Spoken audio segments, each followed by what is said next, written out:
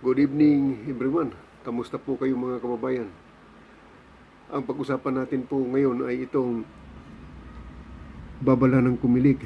Ngayon lang po lumabas ang balitang ito.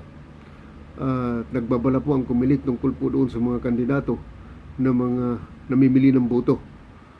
Kahit na po ay nakaproklama na ito, ay pwede din po nilang isuspende ito o kansilahin. So, yan po yung warning ng Comelec. At pangalawa na issue natin pag-usapan, ito pong si Senator Panfilo Lacson ay umalma po tungkol po doon sa sinabi ni Congressman Lito Atienza na siya po ay magwi-withdraw sa kanyang kandidatura bilang Vice President ni Manny Pacquiao. At itinuro niya na si Senate President Soto na lamang daw po ang ipalit para sa kanya. Ang sabi ni Ping Lacson, nakaka-insulto daw. So yun po yung pag-usapan natin ngayon. So bago po tayo magpatuloy mga kababayan, ay mangyaring mag-subscribe na po kayo para doon sa ating mga kababayan na hindi pa nakapag-subscribe sa ating channel, Money TV Komentaryo. Yan po yung ating channel. Mangyaring i-click ninyo ang like, paki-share na lang po sa inyong mga kaibigan, at paki-click na rin po yung notification bell upang updated po tayo sa ating lahat na video. So tulad nga po ng ating pag-usapan ngayon, ay ito pong Comelec ay nagbabala tungkol po doon sa mga kandidato na namimili ng boto. Ay katunayan nga po, kahit na daw po naproklama na, pwede din po nilang suspendin ito at kansilahin ang kanyang kandidatura. So, mabigat po yung babala ng Comelec. Ay sana naman po ay makarating ito sa lahat ng mga kandidato, mga mahilig ay bumili ng boto. Ay ngayon nga lang po mayroong mga kandidato ng mga presidential aspirant dyan na may nakikitaan natin ng pira dyan sa social media. Hindi pa natin alam kung gaano katotoo yan, pero bilang warning ng Comelec ay sana ay matuldukan ito. Wala naman po ibang grupo na namimili ng boto dyan. Siyempre yung mga kandidatong mga kulilat sa survey. Yan po yung isa dyan sa problema na siyempre yung mga kulilat ng survey, yun po yung mamimili ng boto.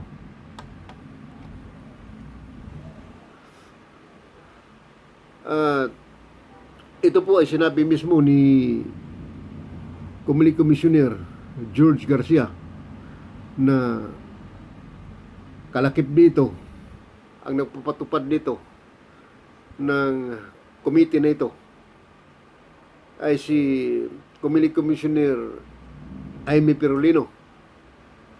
At ang sabi,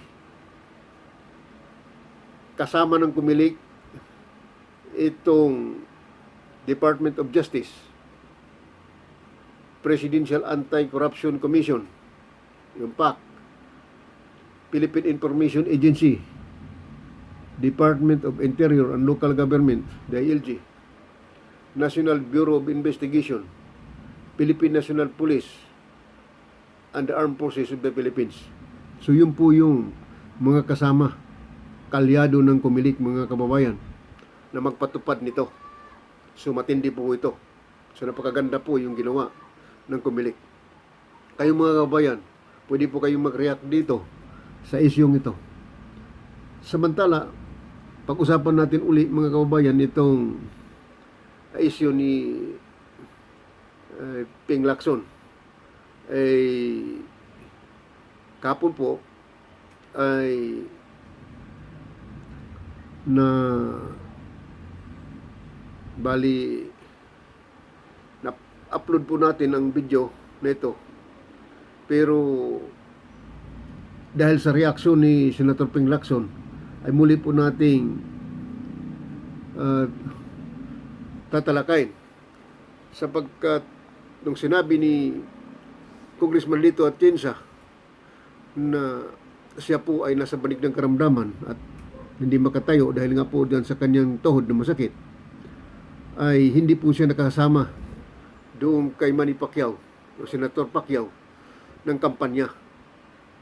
Kaya po nagdesisyon siya na mag-back out na lamang sa kanyang kandidatura bilang VP ni Manny Pacquiao. At sinabi niya na si Senator Tito Soto na lang namang daw po ang ipalit sa kanya. Bagay na hindi po nagustuhan ni Senator Ping Lacson. Kaya ang sabi ni Senator Ping Lacson, nakaka-insulto daw. kaya po mga kababayan ay ang isyong ito na sinasabi na umalma nga si Senator Ping Lacson ay dahil po nga sa hindi po nagustuhan ni Ping Lacson ito pong sinasabi ni Lito Atienza. Ito po, papakita ko sa inyo yung news. Ayun po, tingnan po ninyo. Siguro babasahin na lang natin to. Sabi dito ng ABS-CBN, ganito inilarawan ni Senator Panfilo Lacson ang paghikayat sa kanya ni Vice Presidential Candidate Lito Atienza na umatras sa darating na halalan. Ito ay sa gitna ng pagkonsidera ni Atienza na hindi na ituloy ang kanyang kampanya sa nalalapit na eleksyon. So yun po yung sinabi ng ABS-CBN. Pagpatuloy po natin mga kababayan.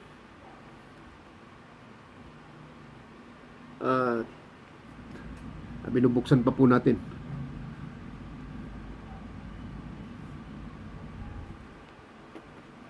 At ganito po yung pahayag ni Ping Lacson.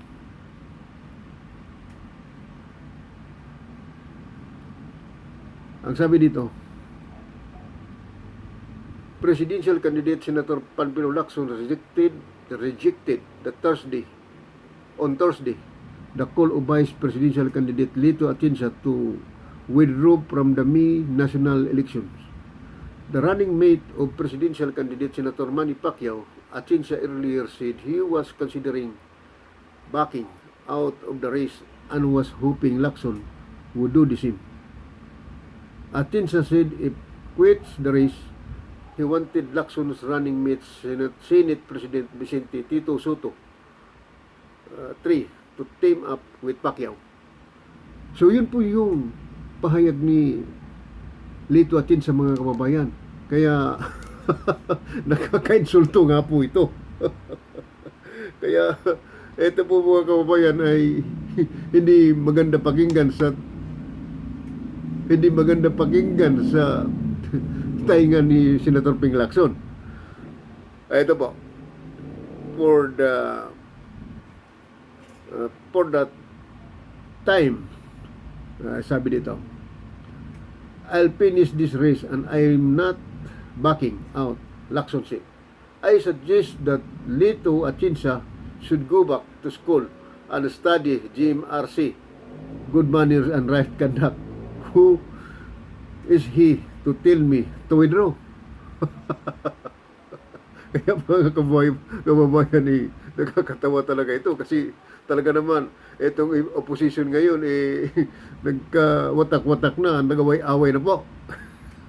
Kaya itong sinabi ni Senator Lacson mga kababayan insulto nga to talaga. Itong sinabi ni Lito Atienza mga kababayan insulto nga talaga ito para kay Ping Lacson. Kaya sabi ni Ping Lacson bumalik ka niya sa pag-aaral. Kaya nga po nakakatawa po ito sapagkat talaga namang itong nangyayari ngayon mga kababayan ay talagang hindi po biro-biro. Parang lumalabas na laruan na lamang po ang kanilang pagtakbo sa eleksyon. Isipin mo, tatakbo ka ng vice presidente o panguluhan. Ganyan po yung mga bangayan ninyo.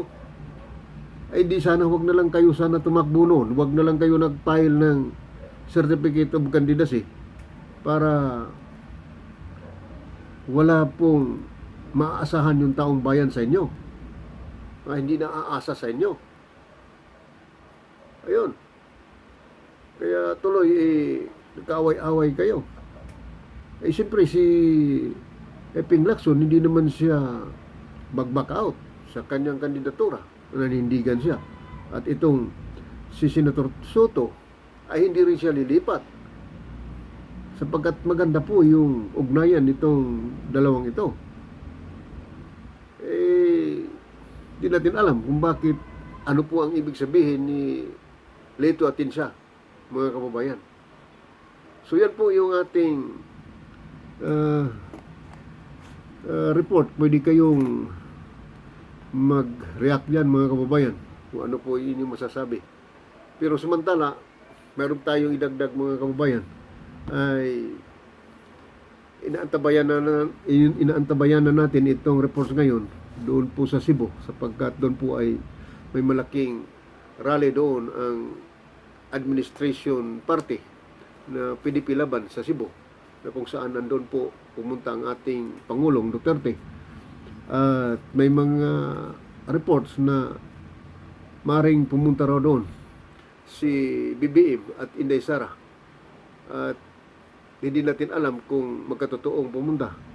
Kaya kung makahabol tayo mamaya, hindi pwede nating i-update yun. Pero yan po yung nagaganap ngayon sa Cebu. Wala pa tayong updates doon sa Cebu kung ano po yung nagaganap ngayon doon sa rally. At habang sila si Marcos at Inday Sara ay naroon po kayo nasa Lanao, sa Mindanao, patuloy pong nag-iikot. Kung makahabol sila doon sa Cebu, maring makasama sila ngayon sa malaking rally doon ng PDP Laban. Sapagkat si Pangulong Duterte ay ikakampanyan niya na yan si Marcos at saka si Inday Sara. At formal ng, official ng inendorso ng ating Pangulo ang Marcos Sara tandem. So, yan lang muna, mga kababayan, hanggang sa sunod natin ang video. At inuulit ko po, kung makahabol tayo mamaya, i-update po natin yung nagaganap sa Cebu. God bless all.